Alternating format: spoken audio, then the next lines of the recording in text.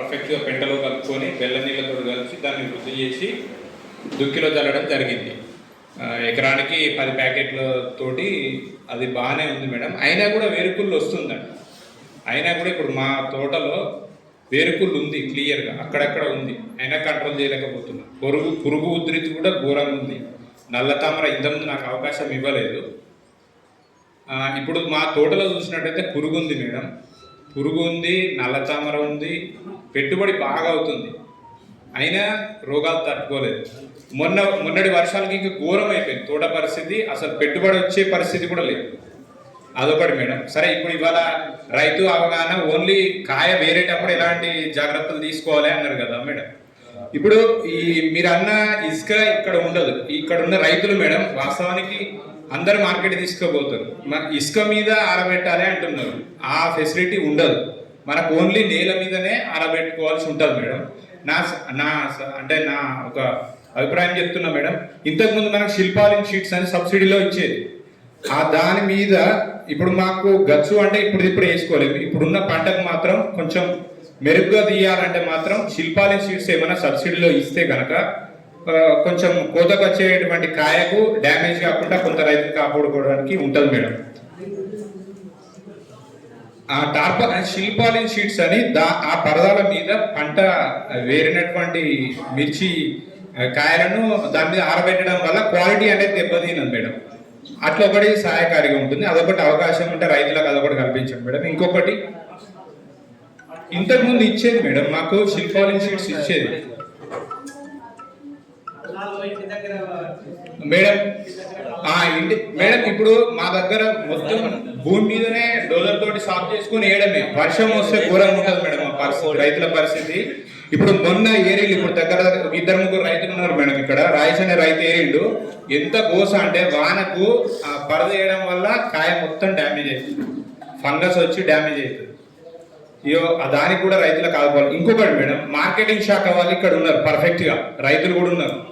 Marketing madam, మార్కెట్కి పోతే ఎంత ఘోరం ఉంటుంది అంటే పరిస్థితి. ఇప్పుడు నేను ఉదాహరణకు తీసుకోపోయినా మేడం, 10,000 రూపాయలు మాకు క్వింటాల్కు పడితే అదే అహ్మదాబాద్ పోతే 17,000-18,000 రూపాయలు పడ్డది మేడం. మీరు ఇది ఒకటి గమనించాలి.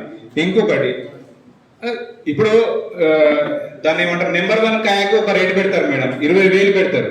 అదే సేమ్ క్వాలిటీ ఉంటుంది, దానికి 10,000 కూడా వస్తుంది రేటు. అదొకటి మేడం.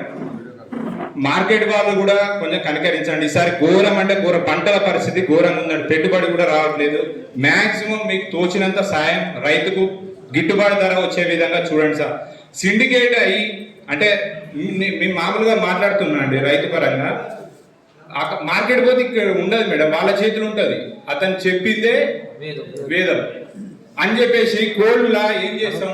ఇప్పుడు నిన్ననే 25,000 అమ్మింది మేడం, అంటే లాస్ట్ ఇయర్ సిచ్యువేషన్ చెప్తున్నా. 25,000 ఇవాళ 17,000 అమ్మింది కదా అని చెప్పేసి కోల్డ్ వేసుకుంటే అప్పుడు 21,000 ఉన్నటువంటి కాయ క్వింటాలకు ఇవాళ 10,000కి అమ్ముకొని వచ్చింది మేడం.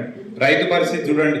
5% ఇంట్రెస్ట్కు ఫైనాన్షియల్ తెచ్చి పెట్టుబడి పెట్టడం జరుగుతుంది మేడం. కొంచెం రైతుల పరిస్థితి ఘోరంగా ఉన్నది సార్. మార్కెట్ వాళ్ళు ముఖ్యంగా కొంచెం గమనించి గిట్టుబాటు ధర వచ్చే విధంగా చూడండి మేడం. ఇప్పుడు ఉన్న సరే అందరూ ఇప్పుడు కోత కోస్తారు మేడం, మాకంతా నేలలే.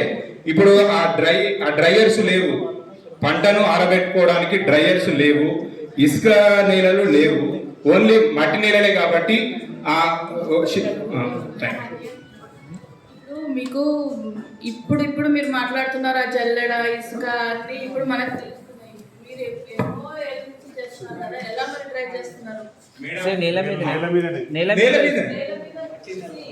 ఇంతకుముందు కూడా మంచి రేట్ పలికిన సందర్భాలు ఉండుంటాయి.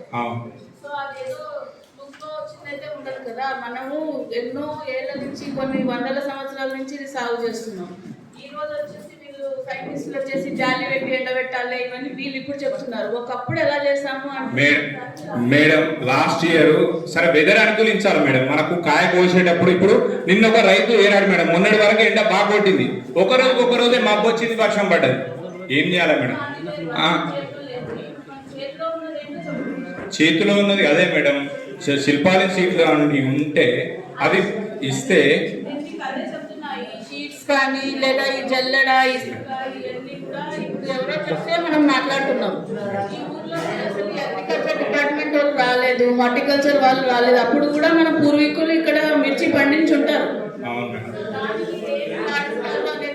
సైంటిస్ట్ లో ఆల్టర్నేట్ చెప్పాలి వాళ్ళు, మీరు ఇలా చేస్తేనే మీకు ఎక్స్పోర్ట్ వస్తుంది అనేది రాంగ్. మీరు you have to come up with solutions. Alternate గా వీళ్ళు ఏం చేయగలరు, బికాస్ ఎకనామికలీ వయబుల్ సొల్యూషన్స్ ఇవ్వాలి. సో దానికి మీరు ఆల్టర్నేట్ ఉందా చెప్పండి వీళ్ళకి. పశువుల ఎరువు వేయాలి madam. Thank you madam, thank you. So ఒకటి గమనించండి, మొన్న నేను కూడా ఫీల్డ్కి వెళ్ళినప్పుడు మనం ఎకరానికి 2 బస్తాల యూరియా వేయాల్సింది 6 బస్తాలు వస్తుంది. దయచేసి మాట్లాడకండి.